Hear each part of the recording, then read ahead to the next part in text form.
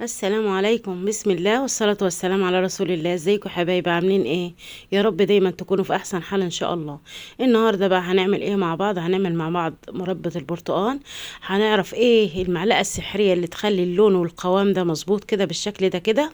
هنحل مع بعض كمان الميزان اللي عندك. لو ما عندكيش ميزان طبعا هتعملي من غير ميزان ومن غير حاجة. هنعاير ان شاء الله بالكوباية ونحل مشكلة الميزان دي. وهنعرف كل تحفظها ازاي من غير ما تبوظ منك. وهنعرف كل اسرار المربى النهارده، مربى البرتقال.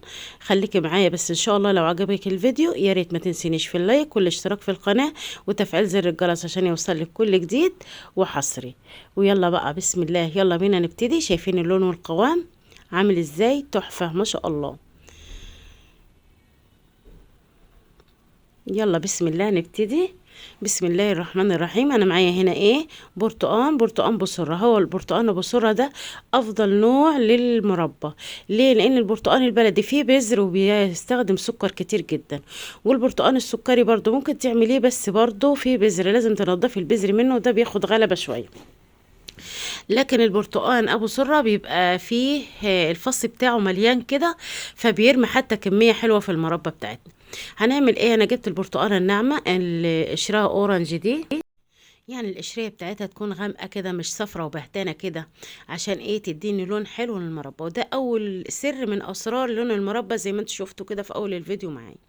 هنبتدي معايا المبشرة ونبشر قشر البرتقال. اروح بالبرتقانية بس مرة واحدة كده، ما ارجعش بيها تاني. ليه؟ عشان ما يطلعش فيه قشر ابيض كده، عشان ما يمررش معايا الايه؟ المربى. بشرت قيمة حوالي 2 كيلو برتقان كده، خدت القشر بتاعهم وعبيتهم في المج كده. انت عايزه تقشري اكتر من كده قشري برضو، بيدي طعم، بيدي طعم حلو جدا وبيدي لون حلو جدا. بس انا عايزه احل مشكله الميزان معاكي، فعشان كده استخدمت قشر حوالي 2 كيلو برتقان بس. عشان طبعا انت لو ما عندكيش ميزان هيبقى صعب عليكي انك بعد ما تقشري البرتقان وتقطعيه ايه تحط السكر بتاعه. فايه هنحل مع بعض المشكله دي ان شاء الله. هنقشر البرتقان بقى. طبعا البرتقانه دي قشرها خفيف جدا بقى، ضعيفه كده، عشان خدنا القشره الخارجيه بتاعتها وسيبنا البيضه بس. انا بعملها ازاي؟ ممكن تعمليها كده، قطعها 4 وتشيلي القشره، بيطلع معاكي برضو بكل سهوله زي ما انت شايفه كده. بتعدي صابعك ويعدي معاكي بكل سهوله وتتقشر معاكي بكل سهوله. بس المهم ما تخليش فيها ولا اي قشره بيضه بره.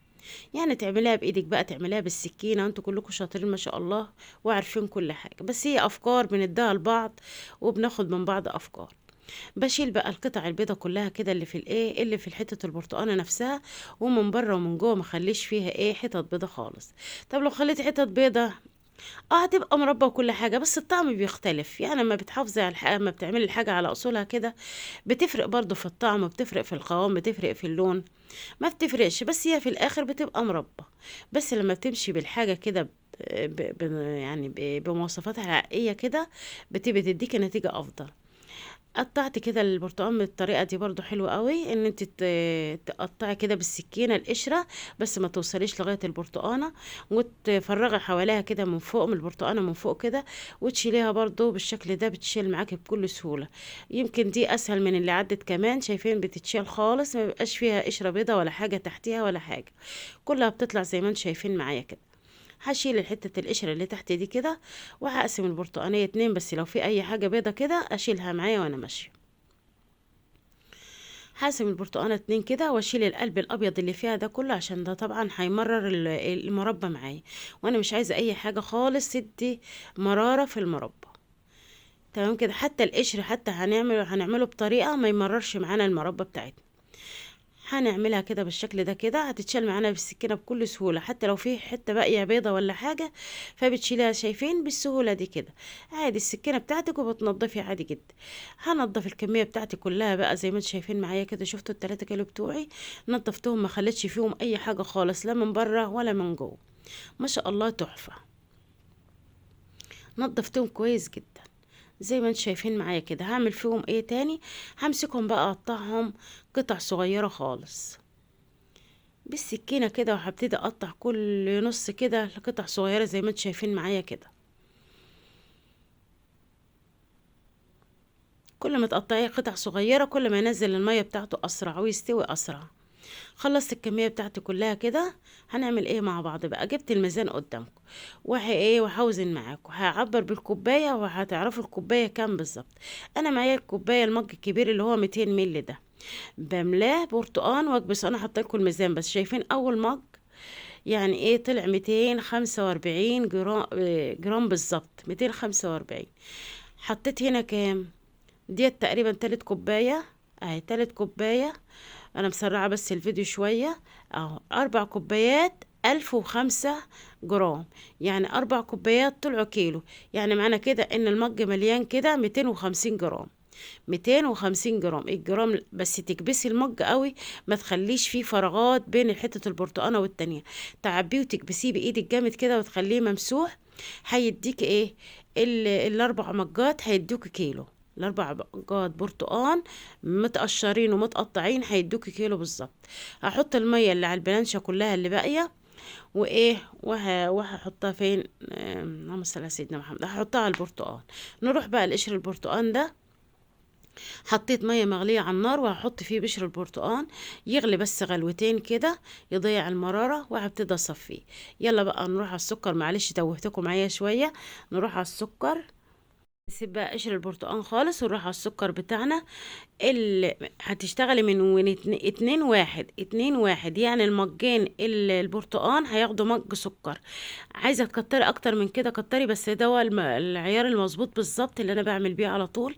ما بتبقاش المربى بتاعتي جزعه كده، سكرها كتير كده تجزع ساعه ما تاكلي كده.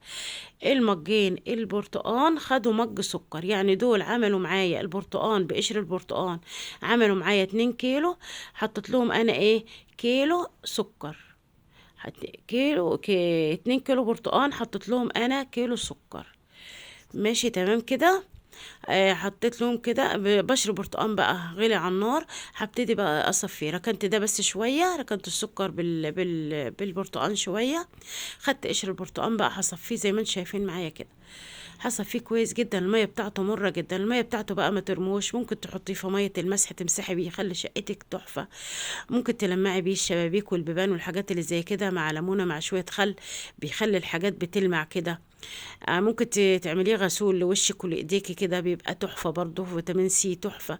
ما ترموش، يعني ايه ليه فوائد كتير. احط كده قشر البرتقان عليها. وانا في الوقت ده كنت بالليل بقى خالص، كنت الساعه 1 بالليل. فمع يعني ايه ارهقت بقى، مفيش وقت ان انا احطها على البوتاجاز، فسبتها في التلاجة كده لغايه الصبح. شفت الصبح بقى ما شاء الله نزلت المية اللي فيها كلها. حتى والله لو عملتها بعد ساعة هتديكي نفس النتيجة برضو. تقلبي السكر كويس وتسيبيها ساعة كده وتحطيها على النار. بس انا بيتها عشان كان عندي وقت ابات، كنت انا بالليل وصحيت الصبح احطها على النار على طول. قلبتها كده عشان اتاكد ان ما فيهاش سكر ولا حاجة، وهبتدي ارفعها على نار عالية لمدة ربع ساعة. حطيتها على البوتاجاز بدأت تغلي كده. هبدأ أشيل أي ريم فوق على وشها. ليه؟ ده لو هتخزنيها مدة طويلة. ليه؟ لأن ده بيأثر في التخزين بتاعها.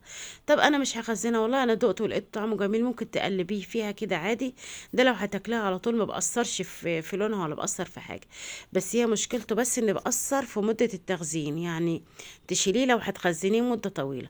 وهنعرف مع بعض دلوقتي ازاي هنخزنه. هنخزن مربى البرتقال وتقعد معانا فترة طويلة ان شاء الله. بس زي ما قلت لكم، يا ريت لو بتستفادوا من افكاري ما تنسونيش في اللايك والاشتراك في القناة وتشيروا الفيديو عشان الكل يستفاد. يا حبايبي كل سنة وانتم طيبين. وادي احنا كلنا بنفيد بعض وافكار كلنا بناخدها من بعضنا. ببتدي بقى اشيل الريم اللي عليها ده كله والوش اللي عليها ده كله في طبق. وابتدي هي كده على نار عالية خالص لمدة ربع ساعة على نار عالية. بعد كده هوطي عليها خالص عشان ما تشطش مني.